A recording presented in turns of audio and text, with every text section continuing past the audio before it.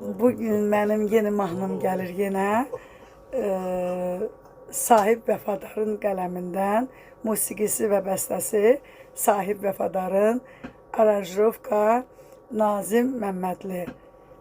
Mahnıdan bir parça dinləyək. Baktıkça doymadım, canına kıymadım, yerine başkasını koymadım ya. Derdinle baş başayam, nece sensiz yaşayam, sevebilsen ne gerek.